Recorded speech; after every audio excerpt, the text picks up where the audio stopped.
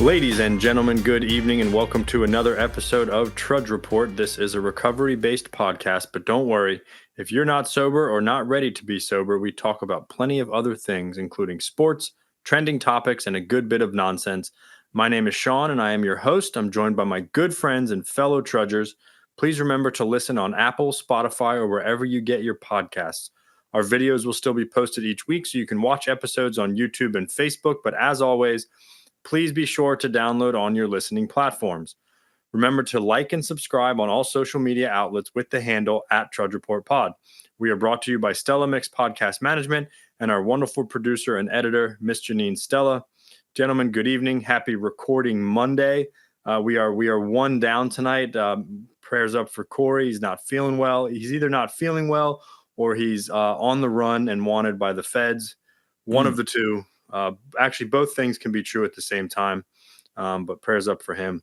Greg, how are you? How are things in Ohio these days? Very good, very good. Had a nice weekend. Had a busy Monday. I got for our viewing audience. I'm supposed to wear this stupid thing on my foot. Oh, the toe. For the next minimum 6 weeks. I'm not pumped about it. Probably won't be wearing it, but yeah. So it's gonna take about 6 months to heal, they say. So Seriously? word of the wise, yeah. No, don't get a crush fracture in your foot. That's a rough one to bounce back from, so. Don't drop weight plates or dumbbells on your toe at the gym. Nope, don't do that.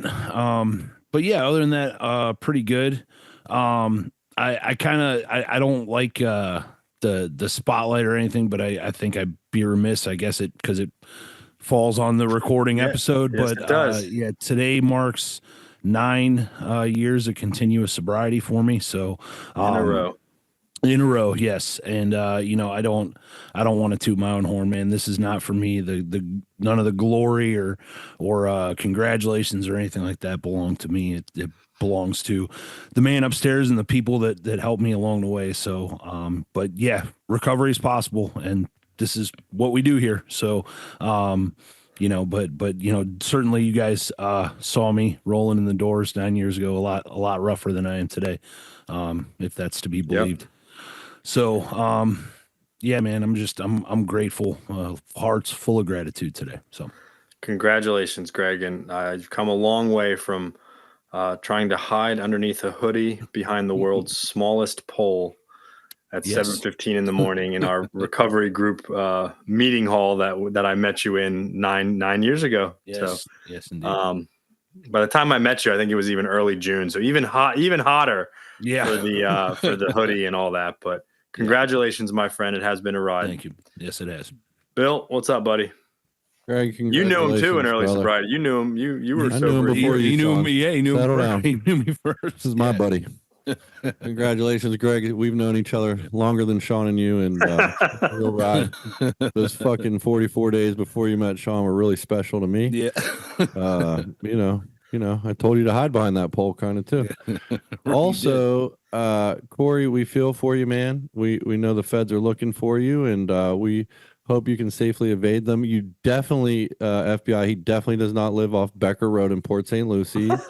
Over there, I will disclose the address later. Hit me up via email. And yeah, good week for me. Teddy swims Friday night at the Hard Rock, boys. Ooh, have you ever seen him before? Oh man, I just saw him. The dude, I spent half the show trying to figure out how that musical, lovely sound came out of a 5'2" bowling ball turtle that was walking around in a mink coat half the show. Yes. And I mean, dude, that dude has the voice, like unbelievable voice. I don't think I know who this guy is. Bill, you told me about him the other day. Know him, I don't think I've ever heard of him. You know him if you Lose heard Control is his biggest song, but I mean, like, honestly, his other cuts, like his other songs are better, unbelievable. Like some of those Doors and Apple Juice. I mean, if you the guy, it's so weird. He looks like for lack of better words, he looks like a fat Post Malone. He's usually like coming on stage in like a long fur coat. It's just kind of wild.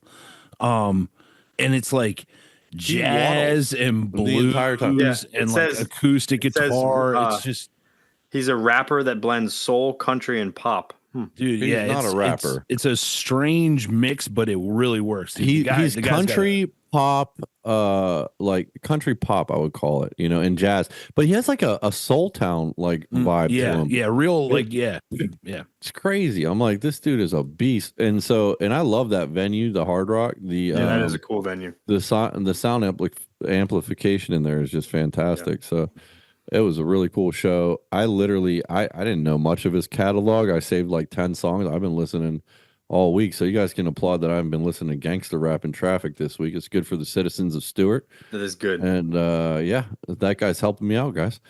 Dude, also, how about the band too? The band he's got behind him, they're fantastic.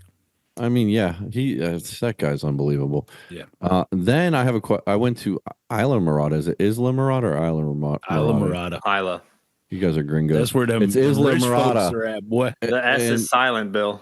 And so we go down there to old Isla Mirada. I think Isla.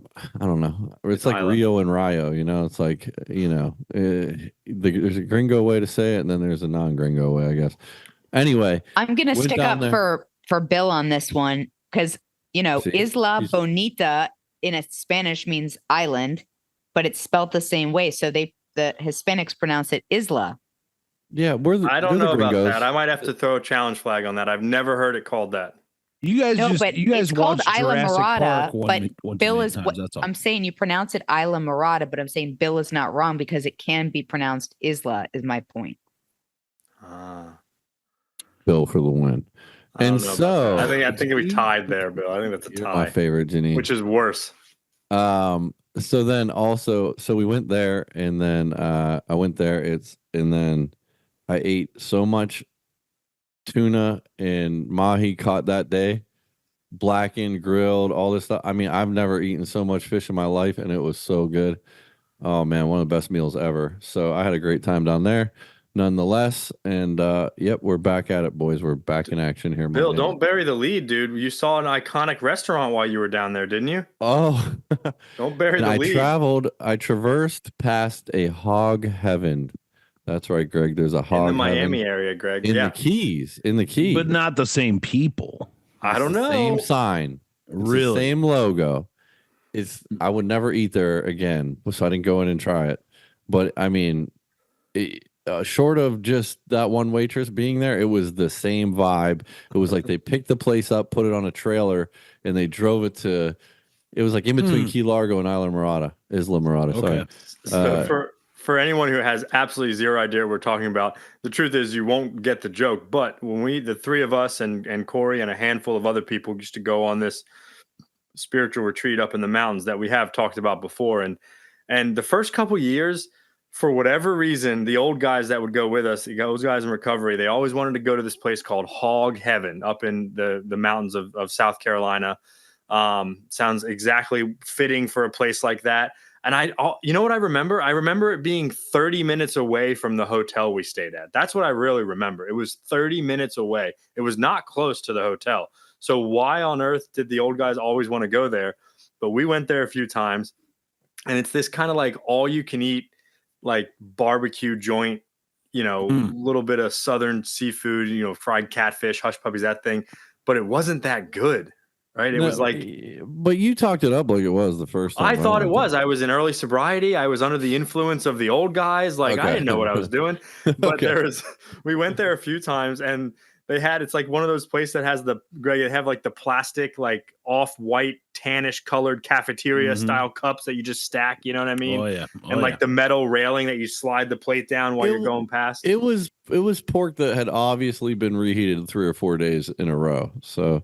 Fantastic. Yeah, and that was the vibe joke, I got. Like all good down south pork is. Yeah, and well, no, because that's like most of it's like pretty good, or a lot of it's good, but this was very average. Let's call it average. We'll give a little love to Hog Heaven, and the joke became there was.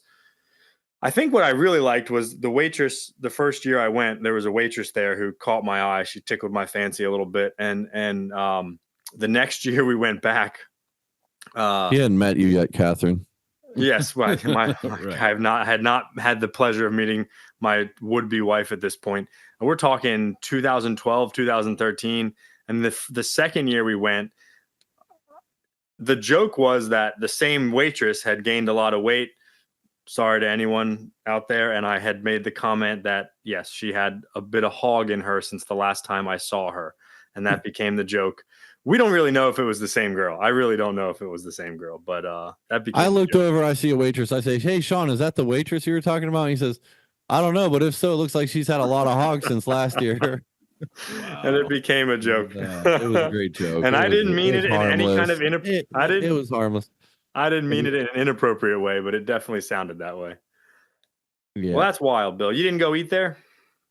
I did not. I didn't get a chance. I went to eat that place I had, and then I went to the Sunset Lounge, and that was, oh man, that was fantastic too. I'll tell you what. Did you like stay the weekend there, or did you just go down for a day trip? I just did went Saturday morning till like Sunday, later in Sunday.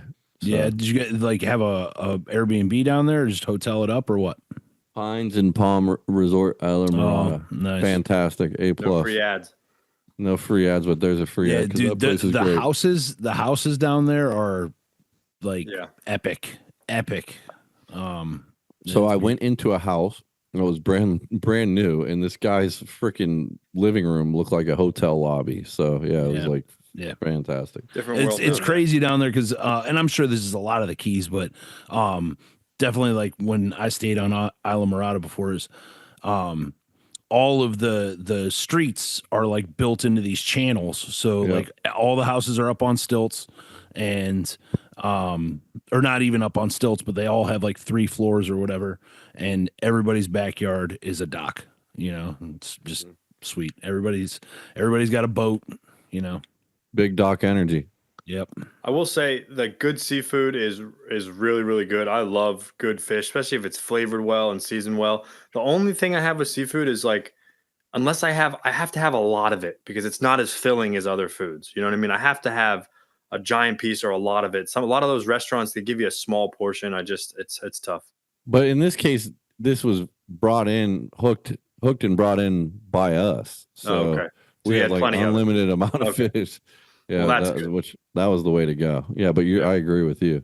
Got to have a decent amount of it, but I do enjoy good tuna steak and stuff like that. They're really good. Swordfish done well, nice little light sauce on it. It's always a lovely thing.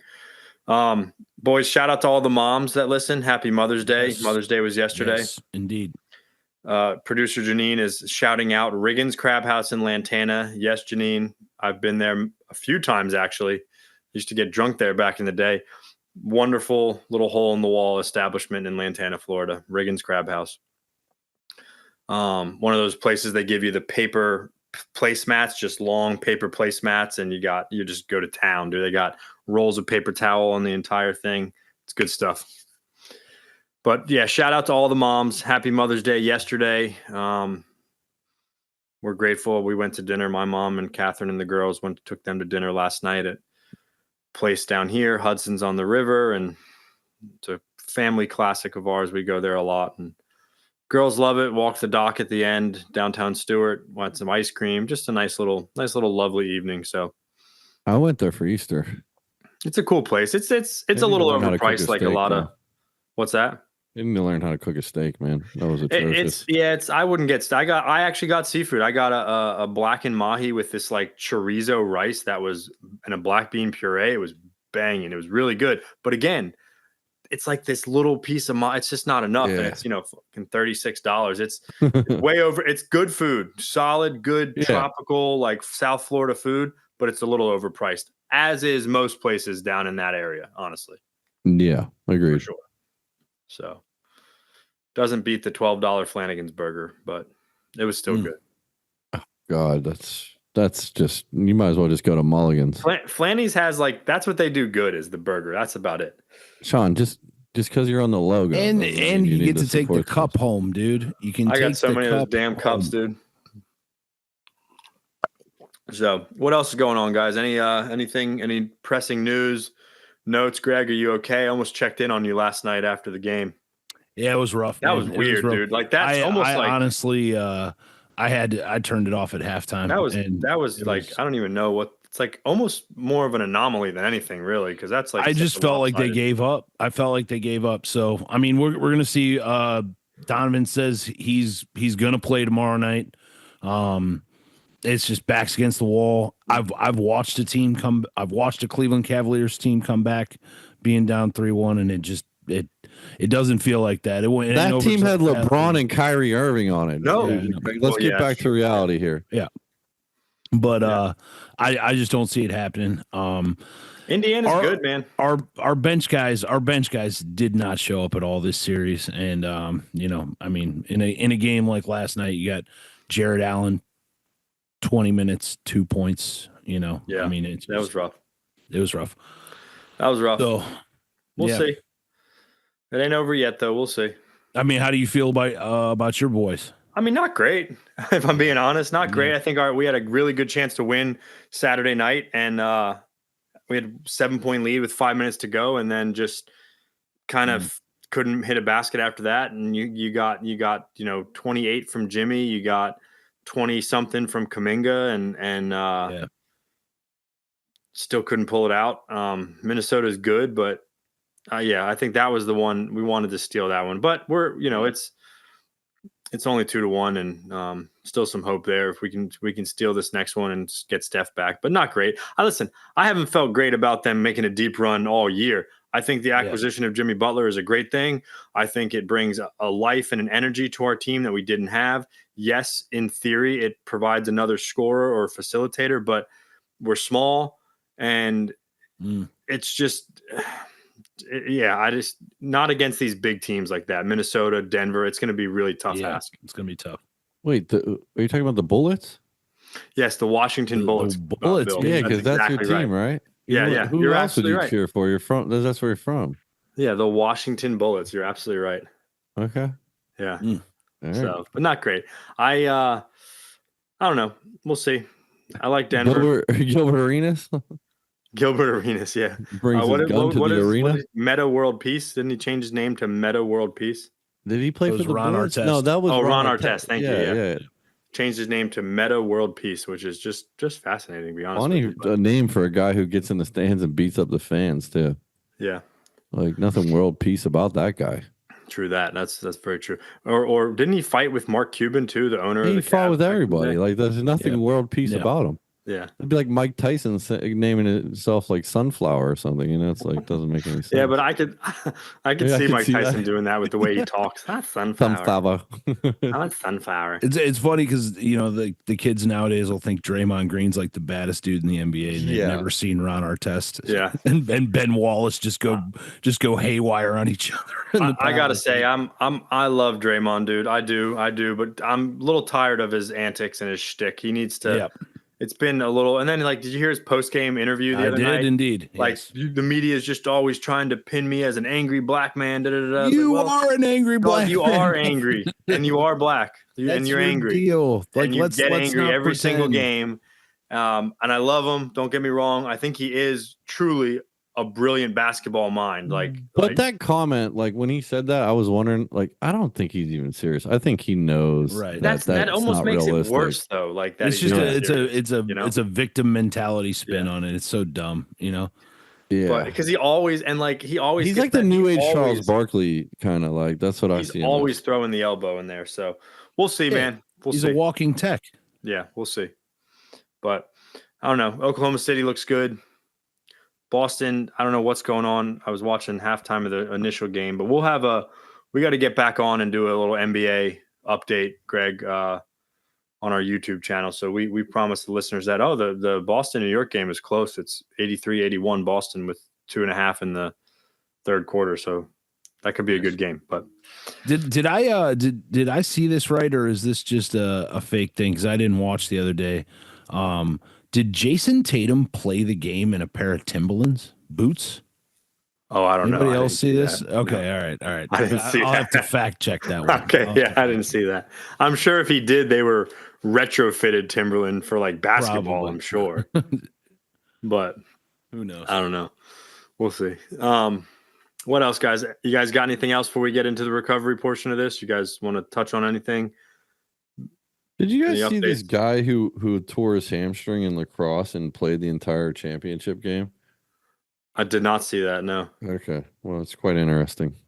Give that guy a big shout out. Yeah.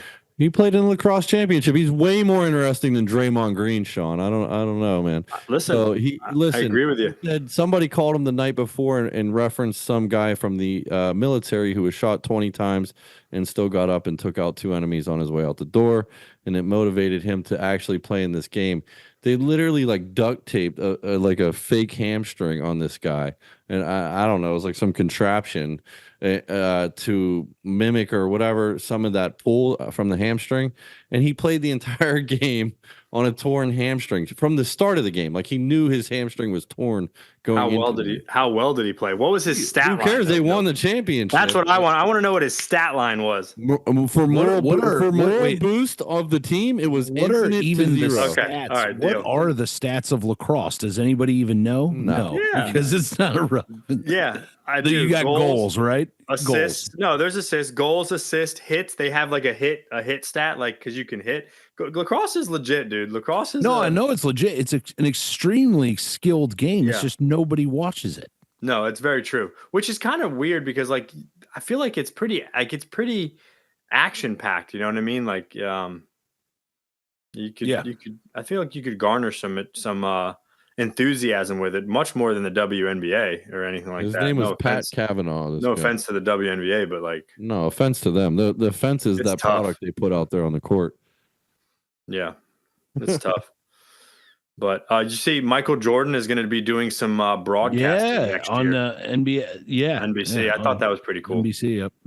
I'd be curious to see how he does. Is he going to pop in with the 4? It just kind of says like special appearances and stuff. So I think it's probably like, hey, Michael, we'd love for you to do this. And he's like, all right, here's my price. And I'll just kind of do it whenever I want. I'll pop in when I feel like it, you know? So I wonder, like, because if he sits in with like Shaq and Ernie and well, Carl so they're Barkley, they're TNT. So I don't know if now they're TNT, but after this year, they're going to either ESPN is that what or it NBC. is? Okay, Yeah. I didn't realize that.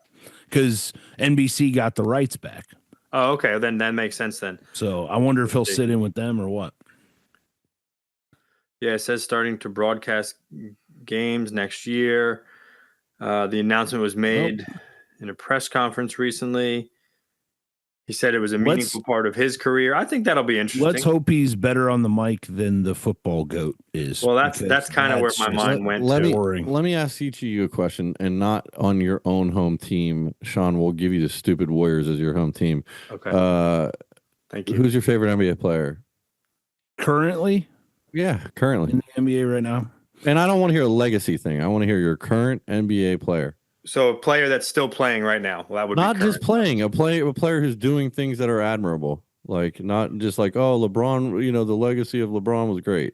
I want to hear who is your current guy that gets you amped right up now. I said it before on the NBA thing that we did. I love watching Jokic, man. That guy, I just love the way he plays. He's not meant to be putting up the numbers that he is, like with his size and everything like that, to be hitting the shots that he hits. The guy's just amazing to watch. I would say, of course, my natural thing is Steph Curry, but I will say Anthony Edwards. Same. He's fun to watch. Anthony Edwards is a ton of fun. He's the go to the NBA right now. And I know, like, and I do have to say this. Jokic hate all you want. Yeah, I love both of those guys. I love Jokic too. But the way that Donovan Mitchell's played for the Cavs in the playoffs, in the playoffs, because that dude, I've watched him carry the whole team on his back. Jalen Brunson is fun to watch, dude. Jalen Brunson's a freaking animal, bro. He's fun. Yeah. Nobody on the Celtics. Can't stand anybody on that team, so don't worry. Well, with Anthony Edwards, they finally have a guy with and he's kind of rough around the edges. He's definitely rough around the edge. Yes. But he has the swagger Yep. And the confidence that I haven't seen in a long time. And he actually excites me to watch basketball. The only thing about Anthony Edwards I'll say is he kind of like he has not had a good postseason up until the other night. And he still didn't even have – he only scored 8 points in the first half. And then he went off in the second half. He hasn't yet he has the swagger. He has the shit, the trash talk and the mentality. The guy's got crazy hops, dude. Like he flies through the air just like Michael Jordan did. Like there are a lot of comparisons with the way he flies through the air, John Morant-esque. But what I would like to see out of him is to be able to have some spots on the floor where it's money every time. You know what I'm saying? And he hasn't shown that yet. And he's it's not that he's afraid of the moment, because I really don't think he is. I think he hasn't found his like. He's 23. Like he just turned 23. Yeah, sure, but yeah, so because that's the evolution of Jordan too, and Jordan got to the point where he can and then once he found his spots, or similar to Kobe too, like that pull-up move that he had was like, and it was effortless, Shai Gilgeous-Alexander's fun to watch too. Yeah, Oklahoma City, he's really good, but he's Canadian, so I got to keep it with Ant Edwards, keep my Americans, and but Canada's going to be the 51st state, Sean. I know. Trust me, I'm aware. I'm aware. We're going to have to be welcoming the Toronto Argonauts into the NFL here. Yeah. So. What do they call the Phillip? Yeah. So, anyways, playoff basketball has been fun. It's starting to come back a little bit to the mean. Like there was a lot of crazy, wild endings and teams that shouldn't have won winning and teams throwing games away. It's starting to kind of like the better teams are starting to win again, and the odds are starting to kind of come into the favorite, except in Greg's case. Sorry, Greg, but it ain't over yet though. It ain't over yet. So we'll keep an eye on it. All right, let's get into it, guys. We are a recovery-based podcast after all.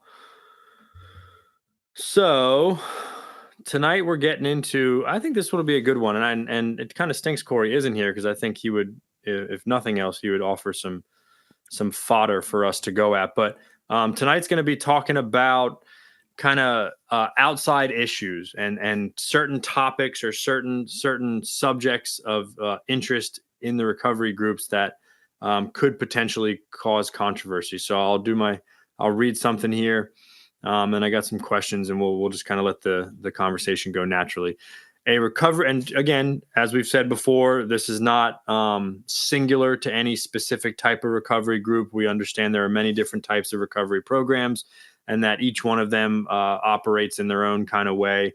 These are just some general guidelines which we have found beneficial in our own recovery groups, and a lot of other recovery groups find these same guidelines helpful and beneficial. So, a recovery group or member ought never, in such a way as to implicate that group, express any opinion on outside controversial issues, particularly those of politics, alcohol and drug reform, sectarian religion, and on this interest, they say the recovery group opposes no one. Concerning such matters, they should express no views whatever. And to shorten that in a more succinct way, the recovery group has no opinion on outside issues. Hence, the recovery group name ought never be drawn into public controversy. So, guys, is it okay to talk about politics during the meeting as content for the meeting? Is it okay to talk about organized religion during the meeting as content for the meeting, or gambling or other types of afflictions? Let's start with Bill. Give me your initial thoughts on that, Bill. In my opinion, I won't personally do it. Yeah, I don't want to mix the message, I guess is the best way to say it.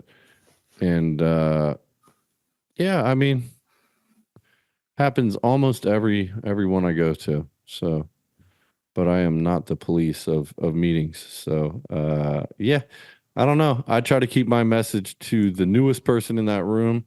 I look back, find that person, try to look at them or her and say, what does that person need to hear? What would I want to hear if I was here tonight, brand new? I really just keep my share to that, and the message of how to get from hopeless to not hopeless. Short and sweet, baby. That's all I got on that. Okay. All right, Greg. Yeah, I mean, definitely. We're in some aspects a very polarized country at this point, right? Overall, and certainly politically. I don't want to go into a meeting and hear it. I don't talk about that kind of stuff at meetings. And furthermore, I don't care who you voted for in the last election. I don't care, you know, what God you choose to worship. I don't care, you know, if you go see a therapist or you don't go see a therapist. And I think really sometimes those of us that have been around a while and are fully recovered, and, you know, we can get caught up in our daily lives, and we can get caught up in the way our recovery groups run and stuff like that. And it's sometimes easy to forget that this is about life and death, right? So who am I to sit there and, you know, even if I say one of those things or bring up one of those topics and I'm inadvertently turning somebody off to the life-saving message that we're there trying to spread, right? Because I couldn't keep, you know, my ego in check or whatever it was to bring up something like that. I mean, it's stuff that doesn't belong within the confines of the meeting. That's not what our group is there for. So, yeah. I am a little more. I think I'm hard line on this. I agree. I don't think politics or religion should be discussed in a meeting, in a recovery group meeting. I really don't. To Greg's point, it can totally be polarizing to other people. It's also not based on the message, right? There's really not much you can do. There's really nothing you can do with politics. And I use those two as a specific example. I have some other more singular examples here as well, but there's really nothing you can equate politics to like a positive recovery message. There just really isn't. Religion, yes, there are. You can turn. You know, I have heard good shares turned. You know, that have spawned from the religious basis, but again, the recovery group that we all belong to is not based in any type of specific religion or, you know, so to speak, right? It has its roots maybe from certain forms of Christianity, but it's not. Our literature is very clear about that. And I think if we are trying to reach the message to the maximum amount of people, then those things can turn some people off. Now, the other side of that is if that turns you off, then maybe the alcohol and the drugs will beat you back into the rooms and into submission. I'm here for that conversation as well. I was taught, my mentor taught me that my religious convictions, or for any other political, you know, medical, sociological for that matter, but my religious convictions do not belong in a meeting. Those are for one-on-one discussions with him or with the guys that I work with or in small groups with friends. A lot of our friends, I think, are on the same side of that spectrum when it's all said and done. But for the recovery group, it's important that we don't talk or bring anything controversial. Like Bill said, like I should be basing my share off of what I think the newcomer needs to hear, right? What really made an impact on me when I was 30, 60, or 90 days sober? What's some of the stuff that I heard that really made a difference, or some of the stuff that people said to me that really made a difference? I mean, I take it one step further. Like, so here's an example. Greg, if you're leading a recovery group, should you wear any type of clothing that would, you know, should you wear a shirt that leads one to believe that you are associated with a certain political affiliation, right? I've seen that happen before, and I mean, what do you guys think about that? What about a hat? What about a MAGA hat? What about a, you know, whatever the hell Biden's thing was? What about hats like that in meetings and stuff? well, first off, personally, I think it's weird. And again, this is just personal, but for anybody that goes out and spends their hard-earned money, which you can spend it on whatever you want to spend it on, but for MAGA hats or Biden hats or whoever hats or shirts or merch, I just think that that's kind of weird. You know, those people are filthy rich, and they certainly don't need my $26 for a shirt or the free plug, if you will.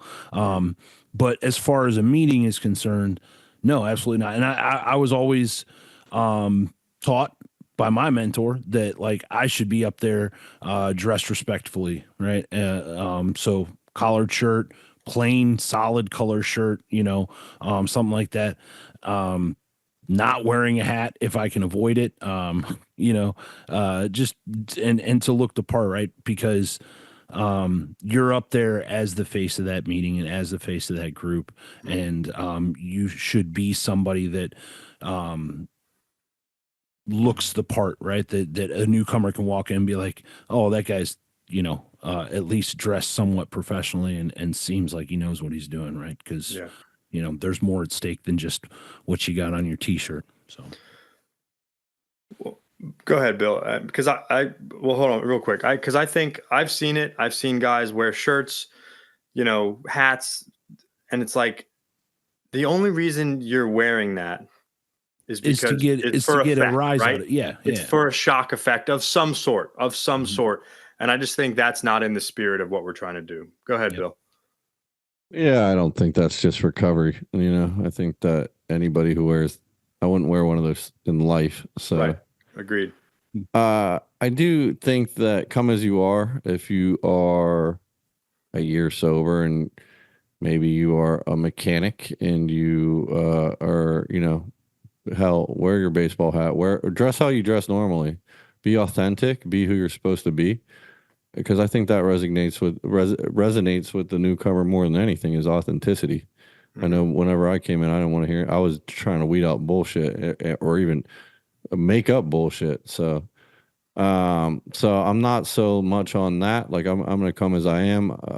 Some days I dress like I'm from Pittsburgh. Some days I dress like I'm from West Palm Beach, caroming around some of the golf courses Sean likes to golf at. It just depends on the flavor of the week, gentlemen. I think Greg was talking about if he's like speaking at a recovery group. I think. Yeah, me too. With the collared shirt and stuff like that. Yeah, I agree. Come to a regular meeting. Yeah, come as you are. Come in your work clothes. But I think if you are speaking, especially at like an event or something like that, I think. Oh yeah, I mean, dressing up a little nicer is event, respectful and appropriate. Shirt and tie. Yeah. Yeah, or at least collared shirt. But I think Bill, I agree. I'm not talking about like just facilitating the Wednesday night group. Yeah, if you're, you come as you are at that. I wear flip-flops and basketball shorts to those meetings. But I think if you're speaking or being asked to any type of special event or to somebody else's group, they're having you as a guest to speak. You a little bit of dress up is okay. I think at least respectful. Both are fine. Depends on the venue. Yeah, for Depends sure. on the venue. I mean, what do we feel about? So let's take this. I was asked to speak for the recovery Halloween event, and well, that was deep in old St. Lucie too, boy. That was an ICP concert. I mean, there's many different outfits you can wear to that. There's some jugs up there. Ooh. What about? Let's take this a step further. What about what's our view? And I know we've touched on this in previous episodes.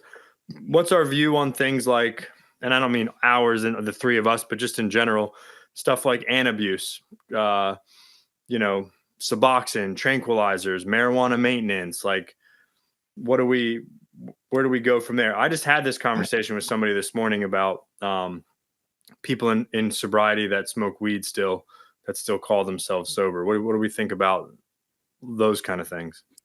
I personally think that if there's something that's working for you, that's keeping you from shoving a needle in your arm and dropping dead today or tomorrow, good for you. I applaud you. I belong to a recovery group and frequent recovery groups that are abstinence based, right? And that's the message. That's how I recovered. That's how I've learned. So I'm not going to bring that kind of stuff up within the confines of a group or meeting. If it is brought up, I do my best, to steer that away. We've talked before about, do we cut somebody off? Do we not cut somebody off? Do we take them outside and talk through some stuff with them? Whatever the case may be, but that kind of stuff is like you said earlier, an outside issue to what our group is about. Yeah. Bill? I try not to honestly, I try not to even think about it, because it's different if someone asks me to mentor them. If I'm mentoring somebody, I'll give them a more intricate opinion on things. If you go up there and, you know, you drink every day and get a 1 year medallion, I don't know. That's on you. You know what I mean? That's up to you. I think the truth will prevail. The truth is, the wolf is often in sheep's clothing. It's usually the well-dressed gentleman that you don't think drinks that is a predator behind the scenes. It's usually the very nice lady that you think is super spiritual that's smoking weed before the meeting. I mean, those are the things I've seen. So I can't really I am not able to tell anybody or tell someone where they're at or really project where they're at on their trajectory. And same for the clothing thing. Like I could say, don't wear a MAGA hat. Okay, well, I could also find Nike offensive too. You know what I mean? So it's not really up to me. You know what I mean? So I just try to come as I am, you know? And if that works, I think the good sign of that working is other people asking you to mentor them, other people asking you their opinion. And those times you can express your opinion, and other people being the aggregates of recovery around you that become brother and sister in your life. So when those things are happening, you're usually on a good path. And I'll make a note, like these guidelines, these are not necessarily I know I'm asking you guys individual opinions, but these are guidelines for the group, right? The group should express no opinions on outside issues. Our individual members 100% have opinions on all sorts of things. The idea behind this guideline is, should I bring my own opinions and ideas on those outside issues into the recovery group? And I think the answer to that is no. It does happen, of course. I don't know if any one person is supposed to be the police officer of any of these things. I think the health and the sign of a healthy group is that there's enough understanding amongst group members and enough of like a core of group members that are a part of that group that can share week in and week out or night in and night out. And like you said, Bill, you can kind of pave that way for the newer person, and we can lead by example and show the new person like, hey man, or like it was done with me, you know, people pulled me aside in early sobriety and gave me some tips and guidance. You know, Lyle was one of them, right? But he didn't do it. He didn't cut me down or shut me off in a meeting, right? Or in a recovery group. He just like pulled me aside after, and in a very non-offensive way, kind of laid down the law. You know what I mean? But I think, and I don't want to go down this rabbit hole too much, but I think times were a little different back then. Like there was, I think I was on, and I would say this for you guys too. We were on when we got sober, we were on the tail end of almost a different generation in a weird way. Like the people that were my age. I think pre and post COVID was a whole new generation too. Yeah, you can make that argument. I'm here for that argument all day. But I just I understood when my mentor laid down the law for me, or guys like Lyle or guys like that. It was like, yeah, I need to listen to these guys, right? I didn't always agree with them or believe everything, but for fear of drinking again, like if nothing else, for fear of drinking again and desperately not wanting to go back to the alcohol and the drugs, I just kind of fell in line, and it became the greatest thing I ever did. And I think that's where a lot of the pushback from, I don't even want to say just younger people, but like people nowadays that are coming into recovery and trying to do it their own way. And I think it can go back to an even further conversation of what kind of recovery they were introduced to, treatment centers, therapy. I mean, like just, well, it's a different feeling for a different conversation or whatever. But nowadays it's that, you know, everybody's feelings must be validated. Yeah. Yeah. And honestly, they told me they didn't care about how I felt when I got here, because they said, if you do what we do, this is what they said. If you do what we do, meaning work this recovery program as desperately as your life depends on it. If you do what we do, we'll know how you feel. We'll know exactly how you feel, because we've done it too. And it wasn't that like my mentor was there to like listen to me and I could talk to him, but going to these recovery groups and just, you know, what do we call them? The how's my day groups, right? Just like vomit all over the group about how your day was bad or good or this or that, with no real recovery substance, because that's not just hurting you. That's not helping anyone, really and truly. And we could sit here and say, or I could sit here and say, well, if that person is feeling that way, like who am I to get in the way of what they want to say? But our first tradition is very clear. Our first kind of guideline we talked about months ago was very clear, that the group welfare comes first. The health of the group comes first. Personal recovery follows to a close second, right? So there might be some new person that's spilling their guts, and sometimes that's totally allowed. Sometimes you let it be and you let it go. You kind of have to feel out the spirit of the group at the time. But there might be other people in that group that were desperately needing to hear a recovery topic, and now they're not going to. So I mean, it's like I heard very early on from somebody I respect immensely. But if you cannot reconcile the things that I'm saying within the literature that we have as a group, then you take that as my opinion, and my opinion doesn't mean squat when put up against that. So we're not shutting people down every time they get off topic, but a healthy group, right, talks about recovery and carries the positive message, and that message of, love and hope and stuff like that. So I don't know. What else? You got anything else, Bill? I think you guys covered it. There's this one question that I was looking at earlier. Do I breach this or any of its supporting guidelines in subtle and perhaps unconscious ways? Like, I think the answer to that is yes, I do, for sure. I don't try to. I definitely don't want to. I try to be the best kind of arbiter of recovery that I can be. But absolutely, even with a little, if I'm sitting in a group and I got my guys that I'm sitting with around me and somebody's sharing something and I don't disagree with it, even just like a little comment under my breath, or something like that, which I think we're all probably guilty of. I'll speak for myself. I know I am sometimes, and I really try to watch that.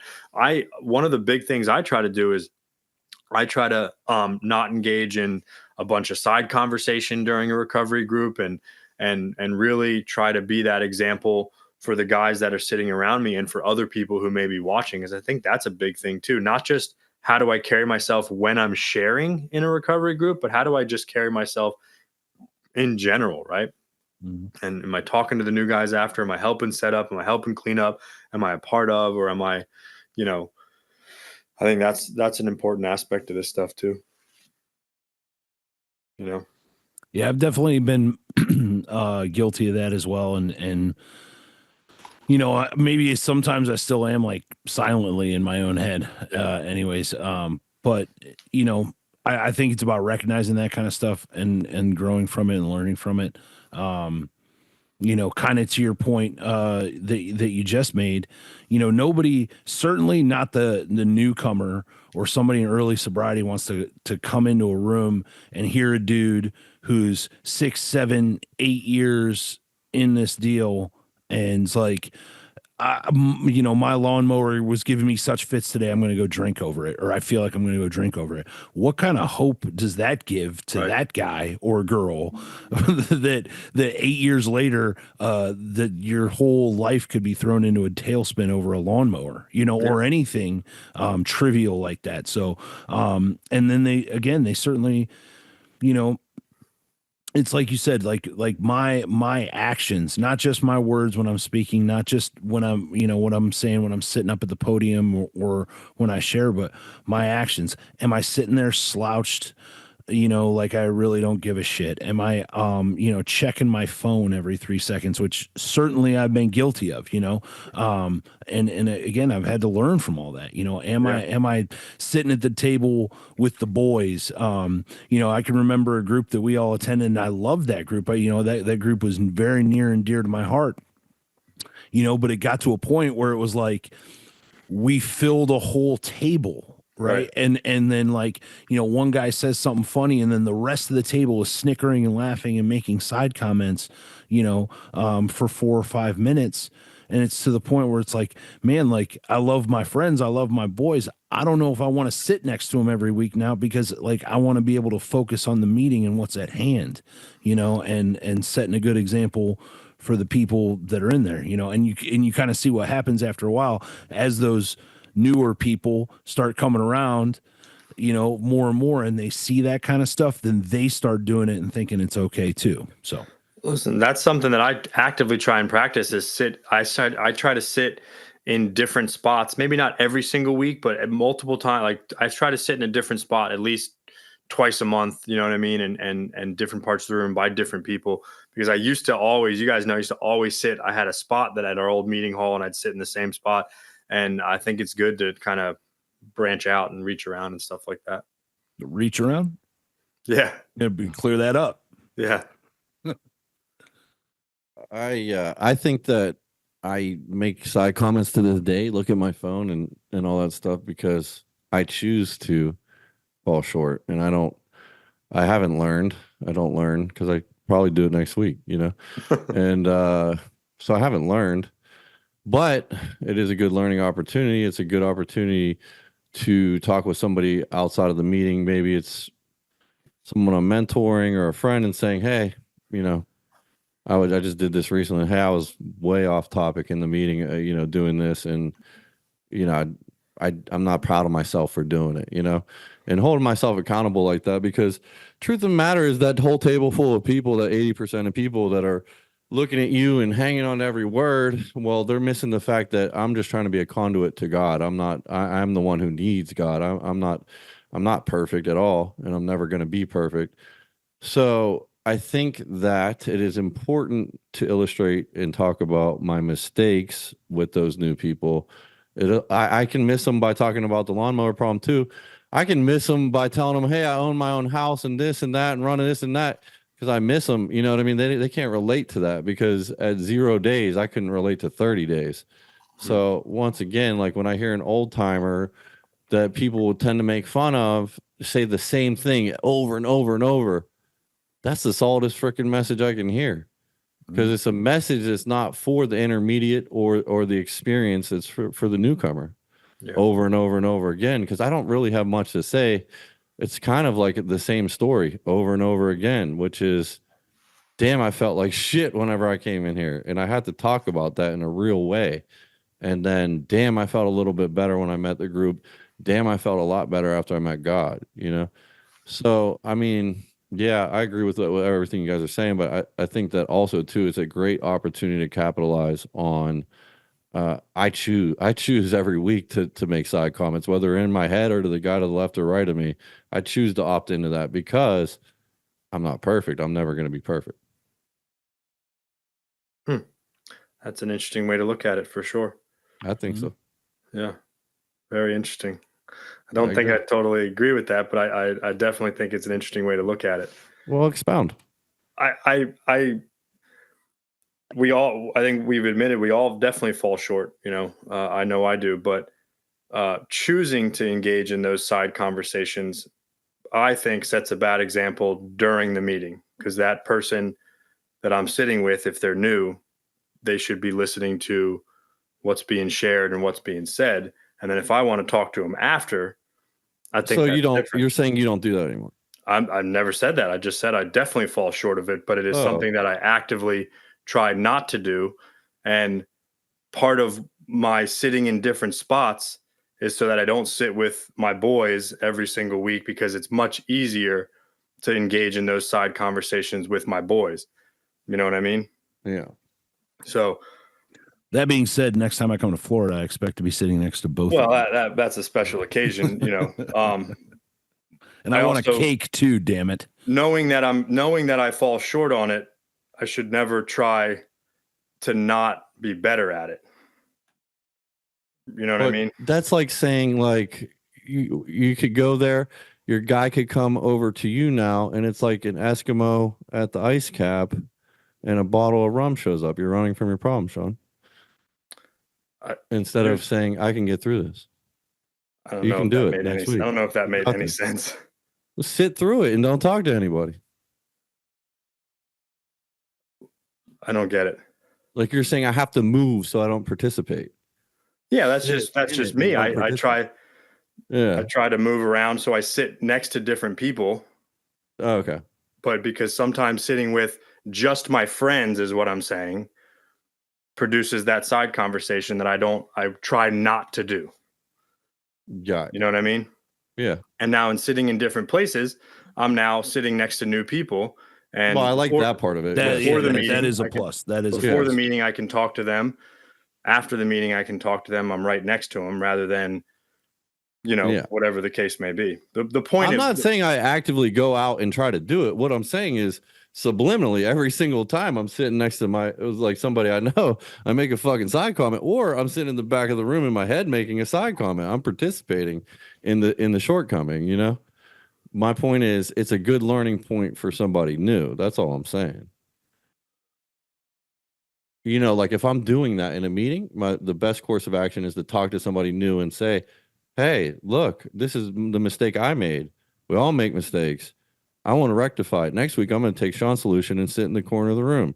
You know what I mean? Or whatever, and then I'm going to try to fix the problem. That's all I'm saying is like, I'm not trying to come off like, it's just, it's something I still fall short on is my point. I'm always falling short. Yeah. I mean, I do too. I admitted that a couple different times. I fall short. I think we're missing each other's point here because I don't really get what I don't really get what you're trying to say behind it. So maybe we can just. I don't get it. I don't really understand the point. I definitely fall short on it too. But it's something I actively try not to engage in. Right. Mm-hmm. Would you agree? Yeah, and I understood you, but then I said my point. You're like, oh, I don't really understand or agree with what you're saying. So then I said, explain it. And you're saying, well, this is what I do. And I understood what you do. That's what you do. I'm saying, this is what I do. So I know. I guess I'm just saying I don't understand what you're saying you do. Like I don't get. I fall short. I fall short. Yeah, so do I. And I fall short. I fall short, and I elect to use those opportunities as growth for myself and other people. I'm not saying that you don't, though. Don't take me the wrong way here. I'm 100. I'm not saying it about anybody. I don't believe. Yeah, I believe that. I'm just saying that I recognize because I think Greg said that he does it in his head. Like I do it in my head too, and to me it's just as bad. Like I'm like, I'm judging somebody in my head or whatever, and like I could sit here, and it's nothing with you guys, but like I could sit here. I just want to try to be like, how am I really feeling in the meeting? Because I'm falling short left and right. I'm not sitting there like we're not like none of us. We all know that. Like none of us are like giving off this message. Like I just meditate into the meeting and out. I'm just saying like it's hard sometimes because there's a lot of characters, a lot going on. And there's a lot that's honestly funny that happens in a meeting. So it's easy to get distracted. Yeah. Well, I guess that's the whole. Can I wrap this up with a quote? Yeah, go ahead. Are we good to wrap this up with a quote? Is it from Stone Cold? Hell yeah. What? No, I like this, and it goes right along with what we're talking about tonight. And it's straight from a piece of our literature. It says all history affords us the spectacle of striving nations and groups finally torn asunder because they were designed for or tempted into controversy. Others fell apart because of sheer righteousness while trying to enforce upon the rest of mankind some millennium of their own specification. In our own times, we've seen millions die in political and economic wars, often spurred by religious and racial difference. We live in the imminent possibility of a fresh Holocaust to determine how men shall be governed and how the products of nature and toil shall be divided among them. This is the spiritual climate in which our recovery was born, and by God's grace has nevertheless flourished. Do you know who Where wrote the that? hell did you find that, Greg? From a book. That was fire. I don't know who wrote that exact piece. I can't quote that, but it was nice. Something. I was judging it the whole time in my head. No, I'm just kidding. I have an idea who wrote that exactly. I think I do too, but no, that was good. I like that. Very good. Well, that's the whole point of these conversations is to spark and spawn different opinions and hear each other's other side of it, whether we agree or understand it or not. And I think that's arguably one of the most beautiful things about recovery is that each person is free to believe the way they want to believe and perceive things the way they want to perceive. And so I thank you both for your comments and standpoints on that. I'm sure Corey would have had some if nothing else, some divisive things to say about all of it. He's pissed already. He doesn't even know it yet. Yeah. So that being said, shout out to our listeners. Please like, follow, and share on all socials at Trudge Report Pod. Email us at trudgereportpod@yahoo.com. Send mailbag requests for topics, questions, and comments to any of these handles. Remember, we are all here if anyone wants to talk about recovery and our experiences, or if you are struggling with some form of addiction. Thank you again to Janine and Stella Mix Podcast Management. Good night, God bless, and may you trudge the road of happy destiny. We will see you next week.